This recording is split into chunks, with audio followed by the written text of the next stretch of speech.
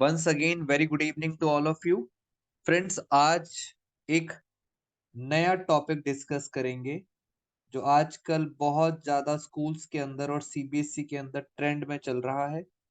Ratio analysis chapter है और ratio analysis के अंदर आजकल एक डिफरेंट तरह के क्वेश्चंस आते हैं जिसमें आपको ये बताना होता है कि रेशो कोई एक ट्रांजैक्शन देंगे, उसमें आपको ये बताना है कि वो ट्रांजैक्शन से रेशो इंप्रूव होगी या वो रेशो रिड्यूस होगी या रेशो में कोई चेंज नहीं है। तो ये क्या चीज है, हम जरा डिटेल में समझते हैं कि सर इस तरह के क्वेश्चंस किस तरह से हैंडल किए जाएंगे। जैसे मैं आपको समझाता हूं, एक एग्जांपल लेके चलते हैं। फॉर एग्जांपल, हमारी करंट रेशो का फॉर्मूला होता है current assets upon current liability. बेटे टॉपिक बहुत ध्यान से समझना, सीबीएसई के सैंपल पेपर में भी आया हुआ है और ये बहुत ज्यादा ट्रेंड में चलता है। Current assets upon current liability, ये है आपका करंट रेशो का फॉर्मूला। सपोज करंट रेशो दे रखी है 3:1, ये आपको दे रखी है 3:1 और आपको बताया हुआ है कि करंट असेट्स हैं 6 लाख, करंट लायबिलिटी है 2 लाख। आप डिवाइड करके देखो, आंसर 3:1 ही आएगा। तो ये आपको ऑलरेडी दे रखा है। अब नीचे ट्रांजैक्शन, अब मैं लिखने जा रहा हूं ट्रांजैक्शन और आप बताएंगे उस रेशो पे क्या इफेक्ट पड़ेगा। तो पहले आराम से जरा समझते हैं। पहली ट्रांजैक्शन है cash paid to creditors rupees 1 lakh. ये है ट्रांजैक्शन और आपसे पूछेंगे इस ट्रांजैक्शन का आपकी करंट रेशो पे क्या अफेक्ट पड़ेगा। तो कभी भी इस तरह की ट्रांजैक्शंस हैं तो आपने क्या करना है, पहले तो ये देखो इसका नॉर्मल अफेक्ट क्या पड़ता है। कैश पे करेंगे तो ऑफ कोर्स कैश क्या हो जाएगा, माइनस। 1 लाख रुपए से कैश माइनस हो जाएगा। और जब क्रेडिटर्स को हम पे करेंगे तो आपके क्रेडिटर्स भी क्या हो जाएंगे, माइनस हो जाएंगे। तो पहले तो नॉर्मल हमने करा, कैश भी माइनस क्रेडिटर्स भी माइनस। अब हम देखेंगे क्या कैश, बेटा बैलेंस शीट याद करो, क्या कैश करंट असेट्स होता है? जल्दी से बताइए। अब आपको मैंने कहा था बैलेंस शीट आपके टिप्स पे होनी चाहिए। अब मुझे फटाफट बताइए, क्या कैश करंट असेट्स होता है, यस और नो? बोलो बेटा फटाफट। यस, मैं आपके सामने बैलेंस शीट भी दिखा देता हूं दोबारा से। करंट असेट्स के अंदर आता है कैश एंड कैश इक्विवेलेंट। तो ये तो करंट असेट्स है। क्या क्रेडिटर्स करंट लायबिलिटी होती है? मैं चेक करा देता हूं आपको। करंट लायबिलिटी के अंदर आता है ट्रेड पेबल। ट्रेड पेबल का मतलब होता है बिल्स पेबल और क्रेडिटर्स। तो ये दोनों बातें आपको समझ आ गई। अब इसका अफेक्ट क्या पड़ेगा ये देखो। अब इसका अफेक्ट देखते हैं जरा। पहले हमारे पास करंट असेट्स थी 6 लाख, पहले थी 6 लाख और करंट लायबिलिटी थी 2 लाख। करंट असेट्स कम हो गई, कितने से कम हो गई, 1 लाख से। और करंट लायबिलिटी भी क्या हो गई, 1 लाख से कम हो गई। करंट असेट्स भी कम हो गई, करंट लायबिलिटी भी। तो फाइनली हमारे पास क्या बचा, 5 लाख अपॉन में 1 लाख। ये बची आपकी रेशो। अब चेक करो, पहले थी 3:1, अब हो गई 5:1। क्या रेशो इंप्रूव हुई है, रिड्यूस हुई है या नो चेंज? इस ट्रांजैक्शन के बाद हमारी रेशो क्या हो चुकी है, इंप्रूव। तो इस तरह से क्वेश्चंस आजकल सबसे ज्यादा ट्रेंड में चल रहे हैं। आपको आराम से क्वेश्चन समझना है। मैं अभी और भी ट्रांजैक्शंस कराऊंगा, बस आपको ये समझ आना चाहिए बैलेंस शीट में क्या कहता है। आइए जरा एक और ट्रांजैक्शन मुझे बताइए। यहां लिखा है goods purchased, goods purchased for cash, goods purchase for cash rupees 1 lakh, 1 lakh के गुड्स खरीदे हैं। अब दोबारा से आ जाओ क्वेश्चन पर, ये रहा हमारा क्वेश्चन। करंट असेट्स अपॉन में current liability 6 lakh 2 lakh, ratio है 3:1। ये रही ट्रांजेक्शन। इस ट्रांजेक्शन के बारे में जरा समझते हैं पहले। जब गुड्स खरीदेंगे तो गुड्स गुड्स हो जाएंगे प्लस, गुड्स हो जाएंगे प्लस 1 लाख के, और कैश में खरीदे हैं तो कैश हो जाएगा माइनस 1 लाख। कुछ बच्चों ने आंसर भी बता दिया है। अब सोचो बेटा, गुड्स बैलेंस शीट में कहाँ आते हैं? अब बस आपको ये पता होना चाहिए, ये रही बैलेंस शीट, और गुड्स का मतलब होता है इन्वेंट्री, स्टॉक। तो करंट असेट्स, गुड्स होते हैं current assets, current assets plus हो रहे हैं, और कैश भी होता है करंट असेट्स माइनस हो रहा है। जरा एक बार चेक करें हमारी रेशो। पहले करंट असेट्स कितने थे? पहले करंट असेट्स थे 6 लाख, और करंट लायबिलिटी कितने की थी? 2 लाख। इस ट्रांजेक्शन से करंट असेट्स बढ़ गए 1 लाख, और इस ट्रांजेक्शन से करंट असेट्स कम हो गए 1 लाख से। तो फाइनली वही रहेगी रेशो 3:1। इट मींस पहले भी 3:1 थी, इस ट्रांजेक्शन के बाद भी 3:1 रही। तो आपने पेपर में बताना है नो चेंज। मैं धीरे धीरे करके दोस्तों ट्रांजेक्शन मुश्किल करता चला जाऊं। अभी मैं आपको एक बेसिक आइडिया दे रहा था हमें किस तरह से क्वेश्चन करना है, और आगे चलते हैं एक बारी और जरा बात को समझते हैं। ये जो मैं आपको क्वेश्चन करा रहा था, ये क्वेश्चन, ये देखिए, ये हमारा असाइनमेंट है जो मैंने आपको 26 क्वेश्चन दिए थे। उस असाइनमेंट का क्वेश्चन नंबर 24 है। मैं एक बार रीड करता हूं पेपर में किस तरह से आएगा। करंट रेशो दे रखी है 3:1, करंट रेशो है 3:1। स्टेट गिव रीजंस, पेपर में आपको रीजंस भी लिखने पड़ेंगे। जो मैं आपको करके दिखा रहा था वो रीजंस है। Which of the following would improve, reduce और नो चेंज। तो इस तरह से आपको ट्रांजेक्शन दे रखी होंगी। अभी तक मैंने आपके साथ फर्स्ट और सेकंड ट्रांजेक्शन डिस्कस कर ली। अब चलते हैं आपके साथ फिफ्थ ट्रांजेक्शन पर। Issue shares for cash. बेटा fifth transaction, issue shares for cash. जैसे ही हम शेयर्स इशू करेंगे कैश में, तो आराम से सोचो आप बेटा, शेयर इशू करेंगे कैश में तो कैश आएगा, और शेयर, शेयर मतलब शेयर कैपिटल भी बढ़ जाएगी। आप देख सकते हैं यहाँ पे इशू शेयर्स फॉर कैश, तो बैंक में प्लस हो गया और शेयर कैपिटल में भी क्या हो गया? प्लस। मैंने आंसर आपको दिया हुआ था। अब अमाउंट, अमाउंट आप वही एज्यूम कर लो। अमाउंट क्या था? 1 लाख, 1 लाख का अमाउंट एज्यूम करके चलो। अब बताइए जल्दी से, कैश बैलेंस शीट में कहाँ आता है? करंट असेट्स, करंट असेट्स बढ़ रहा है दोस्तों, बट शेयर कैपिटल कहाँ आता है? शेयर कैपिटल आता है शेयर होल्डर फंड। मेरे पास रेशो, करंट रेशो में मेरे पास करंट असेट्स थे 6 लाख और करंट लायबिलिटी थी 2 lakh. Very good. Current assets तो बढ़ रहा है 1 लाख से, मगर क्या करंट लायबिलिटी बढ़ रही है? नो, क्योंकि ये तो शेयर होल्डर फंड हमारे काम का नहीं है। करंट लायबिलिटी में कोई चेंज नहीं हुआ। तो आंसर आया 7/2। इसको सॉल्व करते हैं तो ये आया 3.5:1। बेटा पहले कितनी थी? पहले थी 3:1, अब हो गई 3.5। वेरी गुड, बहुत सारे बच्चों का आंसर आ गया पहले ही। ये क्या हो गई? इंप्रूव हो गई जी। और चलते हैं आगे। मुझे बताना आराम से, एक ट्रांजैक्शन लिख रहा हूं, credit, credit sale of goods. बेटा credit sale of goods, goods आपने क्रेडिट में बेचे हैं, वही एज्यूम कर लीजिए 1 लाख। बेटा एज्यूम कर लो 1 लाख, क्वेश्चन में नहीं केवल हमने एज्यूम कर लिया 1 लाख।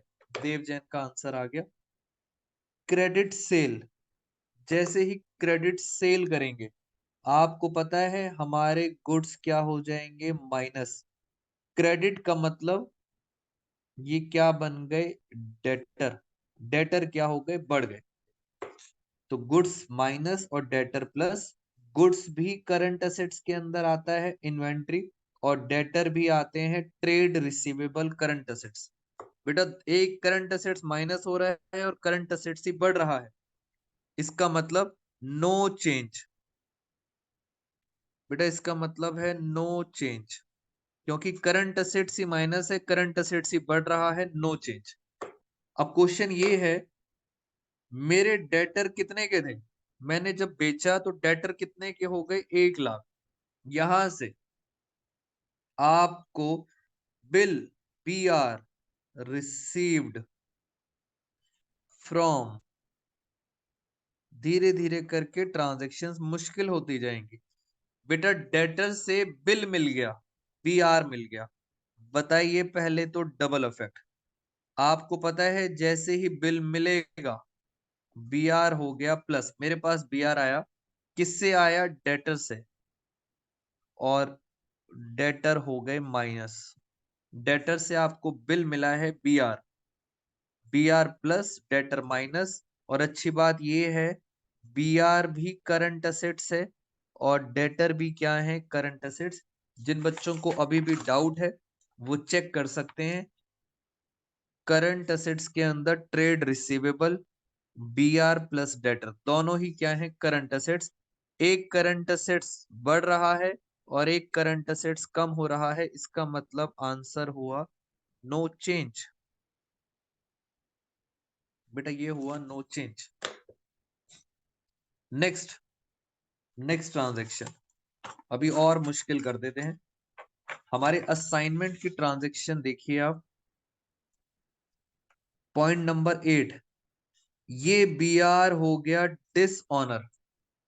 बेटा मैं इस बी आर की बात कर रहा हूं, ये जो डेटर से मिला था आखिरी में, लास्ट में, पॉइंट नंबर 8, ये वाला बी आर, बी आर हो गया डिसऑनर। डिसऑनर का क्या मतलब होता है, डिसऑनर का मतलब होता है आप दोबारा से, बी आर तो खत्म आपका, आप दोबारा से क्या करोगे, अपने डेटर, डेटर को क्या कर देते हो, बढ़ा देते हो। बेटा डिसऑनर का मतलब आप डेटर्स को अपने क्या करोगे, बढ़ा दोगे। और ये जो बी आर था, ये बी आर अब आपका खत्म हो गया, बी आर कैंसिल हो गया। तो पहले बी आर मिला था, अब डिसऑनर हो गया, उल्टा कर दो बस, बी आर माइनस और डेटर को प्लस कर देंगे। क्वेश्चन ये है, अगेन दोनों क्या है, करंट असेट्स, इसका मतलब अगेन आंसर क्या होगा, नो चेंज। आंसर होगा नो चेंज। बेटा मुझे बताइए क्या बेसिक ट्रांजैक्शन समझ आई हैं, मैं थोड़ा सा मुश्किल कर दूंगा। बताइए जरा मुझे, क्या बेसिक ट्रांजैक्शन क्लियर है आप सब बच्चों को, थोड़ा सा और मुश्किल कर देते हैं जरा लेवल आपका।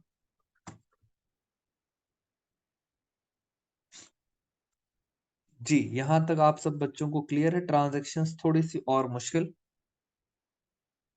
मैंने यहां पे लिखा रिडम्पशन ऑफ डिबेंचर्स। रिडम्पशन का क्या मतलब होता है आप सब बच्चे मुझे बताएंगे, डिबेंचर्स की रिडम्पशन हो रही है, रिडम्पशन का मतलब क्या होता है।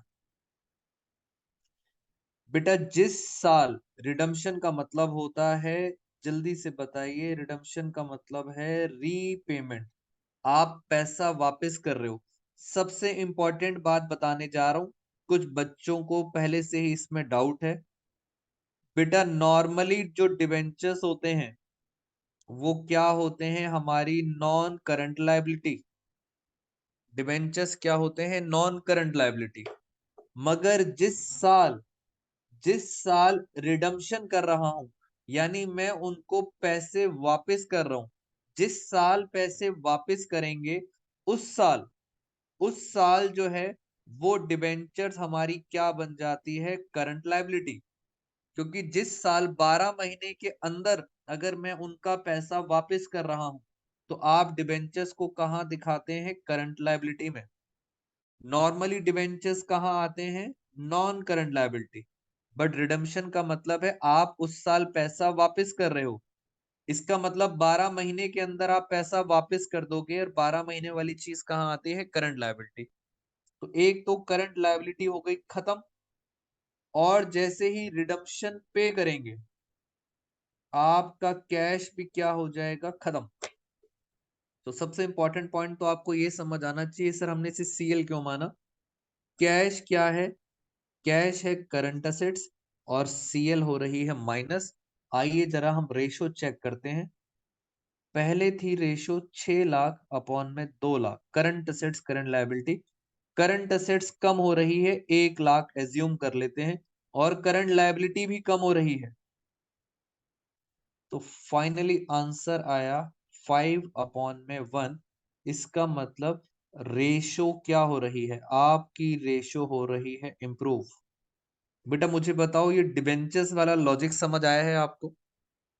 बताइए जल्दी से, क्या ये लॉजिक समझ आया है आप सब बच्चों को? बेटा नॉर्मली मैं रिपीट कर रहा हूं, normally debentures non current liability होती है, मगर जिस साल पे करेंगे, यानी 12 महीने में पे करने वाले हो, इसलिए सीएल बन जाती है। एक बच्चे ने मुझे कहा सर ये बताइए जरा, एक चीज बताइए, हमने रेशो चेंज कर दी, हमने एक नई रेशो लिखी, डेब्ट इक्विटी रेशो। डेब्ट इक्विटी रेशो, एक नई रेशो आ गई। नई रेशो भी आपको फॉर्मूला बताते हैं जरा।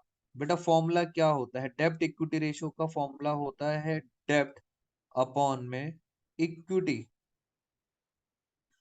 और आपको पता है डेब्ट का क्या मतलब होता है, डेब्ट का मतलब होता है नॉन करंट लायबिलिटी।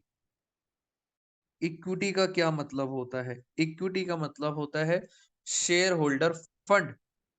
मान लेते हैं ये भी रेशो दे रखी है 3:1, 3:1 दे रखी है, और मैंने एज्यूम कर लिया, बेटा पेपर में रेशो है 3:1, मैंने एज्यूम कर लिया कि डेप्ट है 3 लाख के, और शेयर होल्डर फंड है 1 लाख का।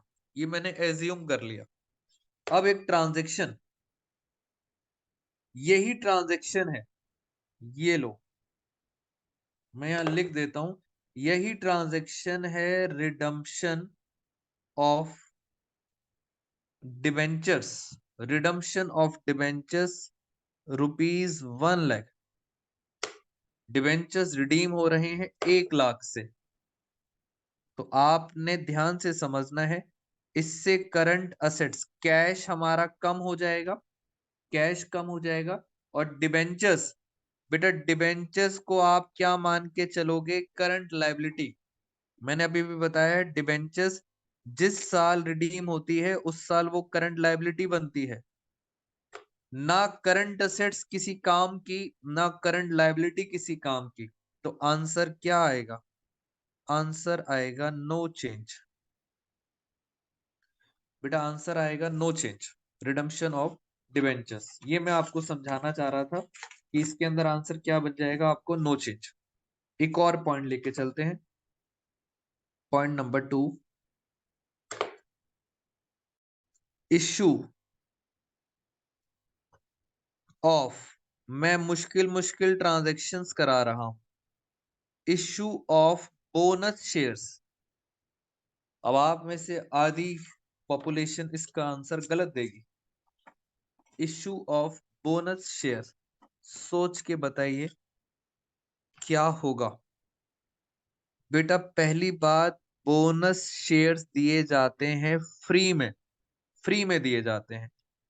और फ्री में जैसे ही आप शेयर इश्यू करोगे तो शेयर कैपिटल तो बढ़ जाएगा, नो डाउट।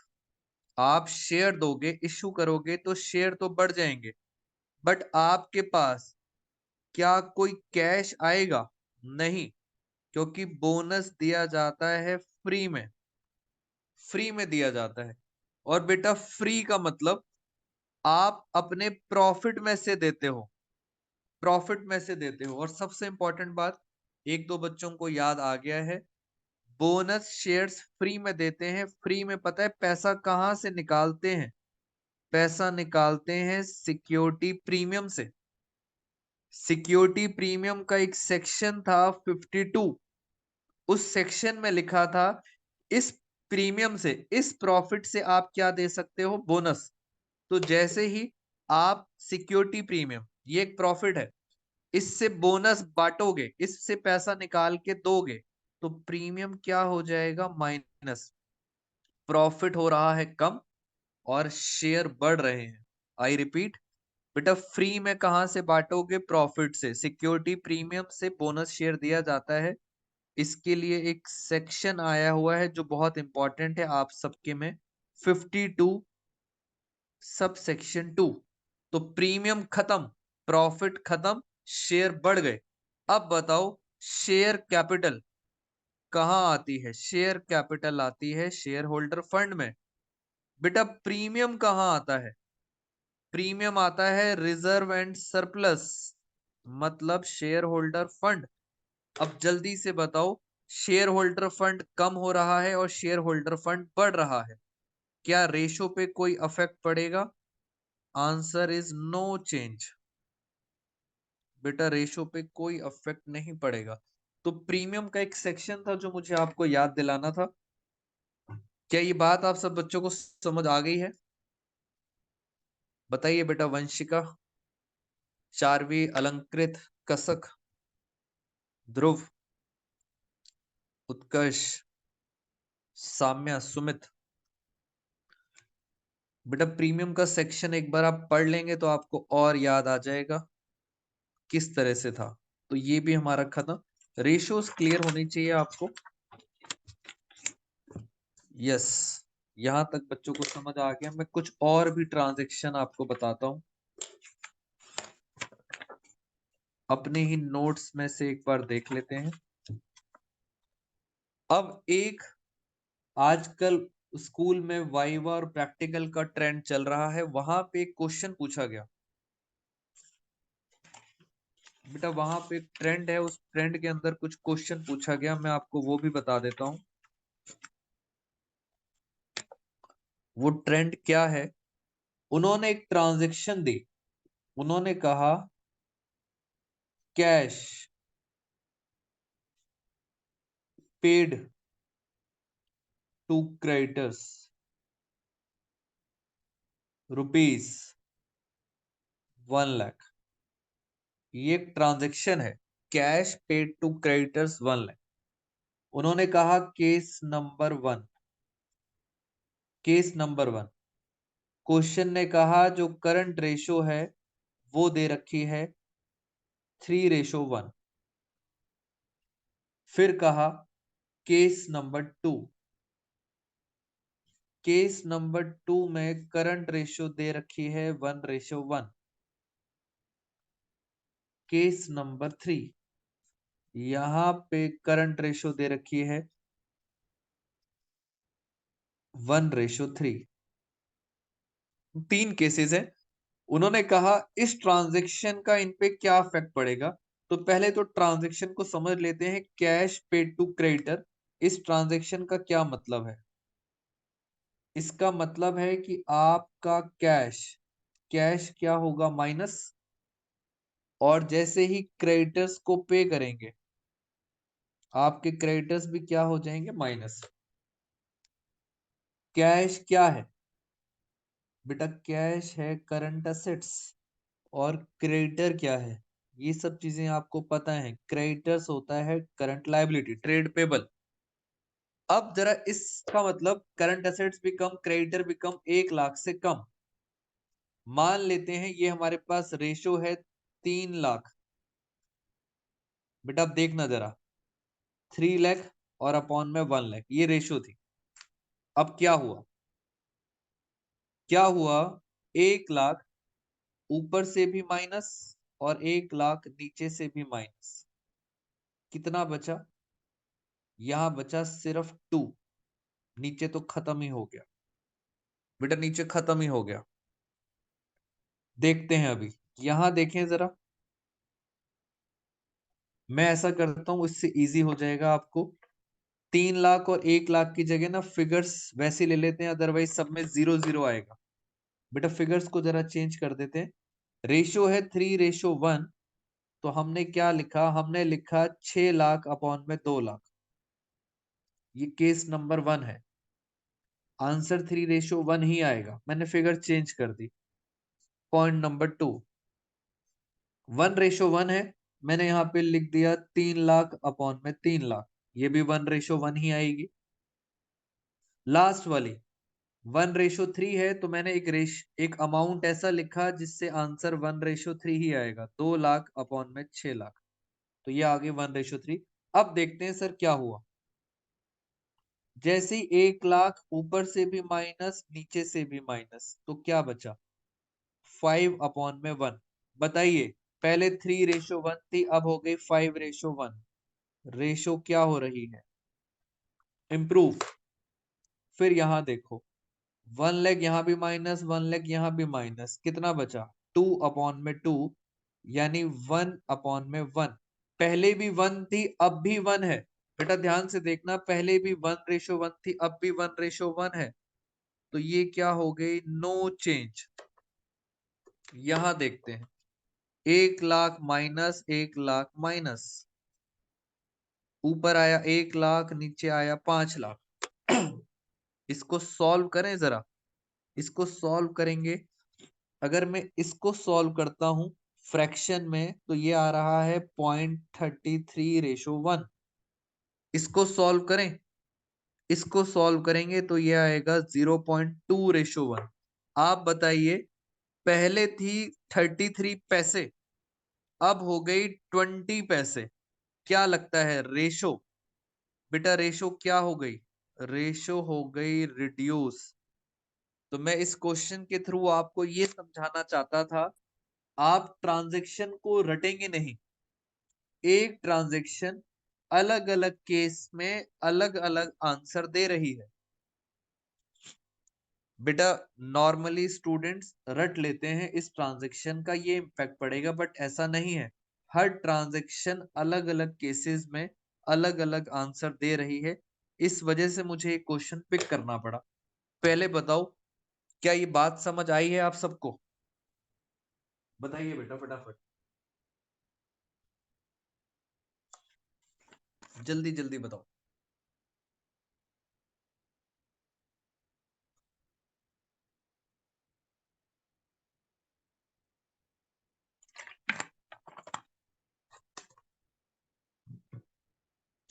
बेटा प्रिपेयर रहना, रेशो चैप्टर का टेस्ट लेना स्टार्ट करेंगे अब हम।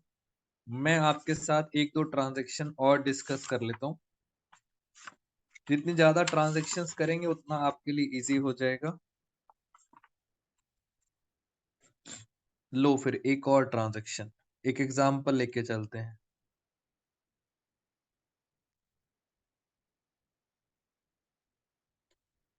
हमारे पास डेब्ट इक्विटी रेशो दे रखी है, वो दे रखी है 3:1। ये डेब्ट इक्विटी रेशो दे रखी है। नीचे एक ट्रांजैक्शन है, नीचे लिखा है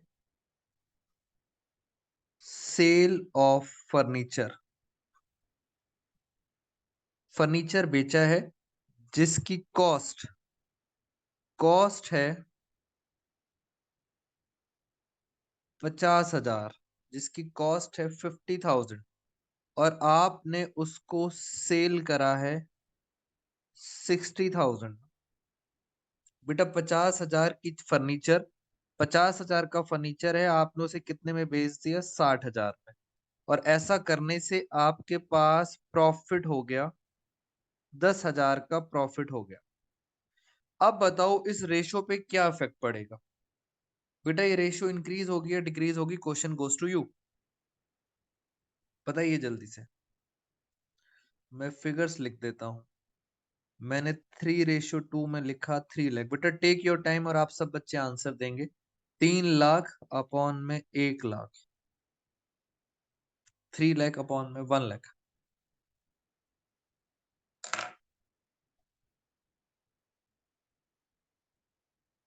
बोलो बेटा फटाफट। फर्नीचर, मैं अब आपको थोड़ा सा समझा देता हूं। जैसे ही फर्नीचर बेचेंगे, फर्नीचर पता है क्या होता है? फर्नीचर होता है non current assets. Non current assets का यहाँ पे कोई मतलब ही नहीं है। जब बेचेंगे सेल, तो कैश आएगा। कैश होता है करंट असेट्स, उसका भी कोई मतलब नहीं है। बट सर प्रॉफिट जो होता है, बेटा प्रॉफिट आता है रिजर्व एंड सरप्लस। और रिजर्व एंड सरप्लस पता है कहाँ आता है? शेयर होल्डर फंड में। क्या शेयर होल्डर फंड का यहाँ पे रोल है? यस। इक्विटी का मतलब होता है share holder fund. Very good. तो इसका मतलब ऊपर तो कोई चेंज नहीं होगा क्योंकि नॉन सीए और सीए है। बट नीचे 10,000 का क्या हो गया? प्रॉफिट। और प्रॉफिट क्या होता है? Share holder fund. It means अगर अब आप इसको सॉल्व करोगे, बेटा इसको सॉल्व करोगे तो रेशो क्या होगी? डिक्रीज। रेशो क्या होगी? 3 लाख अपॉन में 1,10,000। अगर आप डिवाइड करते हैं 3 लाख डिवाइड बाई 1,10,000, तो आप देखो आंसर आ रहा है 2.7। पहले था 3, अब आ रहा है 2.7। इसका मतलब रेशो होगी डिक्रीज। तो ये प्रॉफिट वाला पॉइंट आपको समझना है। एक और भी लगे हाथ छोटा सा पॉइंट डिस्कस कर लो। बेटा मुझे आपके साथ अपने असाइनमेंट का, एक बच्चे ने रिक्वेस्ट करी है, क्वेश्चन नंबर 21 भी डिस्कस करना है। बट मैं क्वेश्चन नंबर 21 अभी क्लास के बाद इसकी छोटी सी रिकॉर्डिंग कर दूंगा। उस रिकॉर्डिंग के बाद आप सब बच्चे देखेंगे क्वेश्चन नंबर 21 कैसे करना है। पहले एक छोटा सा पॉइंट और करते हैं। लीजिए एक और एग्जांपल। Liquid ratio. ये सारे क्वेश्चन सीबीएसई में आए हुए हैं। लिक्विड रेशो का फॉर्मूला क्या था? लिक्विड असेट्स अपॉन में करंट लायबिलिटी। ये था लिक्विड रेशो का फॉर्मूला। लिक्विड रेशो आपको दे रखी है, लेट्स एज्यूम 3:2। इसका मतलब मैंने एज्यूम कर लिया कि लिक्विड असेट्स हैं 3 लाख और करंट लायबिलिटी है 2 लाख। जैसी जैसी रेशो है उस रेशो के हिसाब से हमने एज्यूम कर लिया। जरा इस रेशो को एक बार डिवाइड करके देखें। सिर्फ 3:2 को एक बार डिवाइड करें, कितना आता है? 3/2 1.5 आ रहा है। ये 1.5:1। मैंने एज्यूम कर लिया 3 लाख 2 लाख। मगर क्वेश्चन ये है, आप बच्चों को लिक्विड असेट्स पता होना चाहिए। लिक्विड असेट्स होती क्या है? ये रही बैलेंस शीट। बेटा दोबारा से देखो, ये रही बैलेंस शीट करंट असेट्स। इसमें से इन्वेंट्री और अदर करंट असेट्स अगर हटा दें, अगर इन्वेंट्री स्टॉक और अदर करंट असेट्स हटा दें, तो जो बच गए वो क्या है? Liquid assets. जी मैंने पहले भी बताया था, आज दोबारा से बता देते हैं। करंट असेट्स में से इन्वेंट्री हटा दो, प्रीपेड एक्सपेंस हटा दो और एडवांस टैक्स हटा दो, तो ये क्या बन जाएंगे? आपके लिक्विड असेट्स। तो ये चीजें आपको याद रखनी है। मुझे इन्वेंट्री हटाना है, प्रीपेड एक्सपेंस हटाना है, एडवांस टैक्स, और ट्रांजैक्शन है goods sold on credit. Goods बेचे हैं 1 लाख रुपए के उधार पर। आराम से बताओ, जैसे गुड्स बेचूंगा गुड्स हो जाएंगे माइनस, और उधार का मतलब होता है डेटर। डेटर बढ़ जाएंगे। अब क्वेश्चन ये है, क्या गुड्स इन्वेंट्री, क्या दोस्तों गुड्स इन्वेंट्री लिक्विड एसेट है? सोच के बताओ, यस और नो। बेटा क्या ये लिक्विड एसेट है? यस और नो? ये लिक्विड एसेट नहीं है। इन्वेंट्री लिक्विड एसेट से हटाई जाती है, ये लिक्विड एसेट नहीं है। Very good. क्या डेटर? चेक करो, ये रही बैलेंस शीट। इन्वेंट्री और अदर करंट एसेट्स नहीं होते, बाकी सब लिक्विड होते हैं। Current investment, trade receivable, debtor, cash, short term loan, ये सारे क्या हैं? ये लिक्विड एसेट्स हैं। तो बस ये पॉइंट समझाना था कि सर गुड्स लिक्विड एसेट नहीं होते।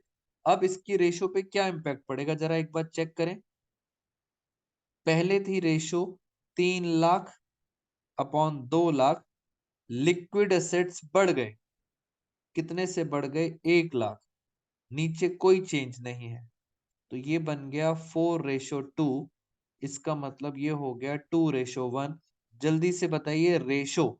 पहले थी 1.5, अब हो गई 2:1। इसका मतलब रेशो क्या हो रही है? इम्प्रूव। बेटा रेशो हो रही, इम्प्रूव हो रही है वंशिका। रेशो इम्प्रूव हो रही है, इंक्रीज हो रही है। ऐसे ही एक बार फिर कोशिश कर लेते हैं। Goods purchase, goods purchase in cash, cash में खरीदे हैं। अब आप बताओ, जैसे ही गुड्स खरीदेंगे, गुड्स प्लस होंगे और परचेज करेंगे तो कैश क्या होगा? कैश माइनस होगा। मेन बात यही है, क्या गुड्स लिक्विड एसेट्स होते हैं? बेटा बस यहीं पे बच्चा फंस जाता है। याद रखना, लिक्विड एसेट्स में इन्वेंट्री, प्रीपेड, एडवांस टैक्स नहीं आते, ये लिक्विड एसेट्स नहीं होती हैं। मगर क्या कैश लिक्विड एसेट्स है? यस, कैश लिक्विड एसेट्स है। बताइए जल्दी से। पहले थे लिक्विड एसेट्स 3 लाख और 2 लाख, लिक्विड एसेट्स कम हो गया 1 लाख से कम, करंट लायबिलिटी में कुछ नहीं हुआ। बेटा आंसर आया 2:2, 1:1। पहले थी 1.5, अब हो गई 1:1। क्या कहते हो, इम्प्रूव है या रिड्यूस है? बताइए जल्दी से। बेटा रेशो क्या है? रिड्यूस है। तो इसके ज्यादा से ज्यादा हम क्वेश्चन सॉल्व करेंगे। रीजन बीइंग ये बहुत ज्यादा पैटर्न में है, ट्रेंड में है, सीबीएसई के सैंपल पेपर में भी आया हुआ है दोस्तों। इसकी ज्यादा से ज्यादा प्रैक्टिस करना। मैं आपको बताता हूं हमारे असाइनमेंट के अंदर, बेटा हमारे असाइनमेंट क्या, क्वेश्चन नंबर 22, क्वेश्चन नंबर 23 इसी पैटर्न पे है, ये आपके लिए होमवर्क रहेगा। क्वेश्चन नंबर 24 ये भी इसी पैटर्न पे है, जो आज मैंने कराया था, ये भी होमवर्क है। और एक और भी क्वेश्चन है, क्वेश्चन नंबर 7 में दे रखी है डेब्ट इक्विटी रेशो। इनके आंसर्स भी दे रखे हैं, ये भी आपके लिए क्या है? होमवर्क। बेटा जूम मीटिंग अब एंड होने वाली है, बिकॉज रिचार्ज नहीं कराया मैंने, तो आज की क्लास यहीं पे ओवर करूंगा। Thank you so much all of you. Take care everyone.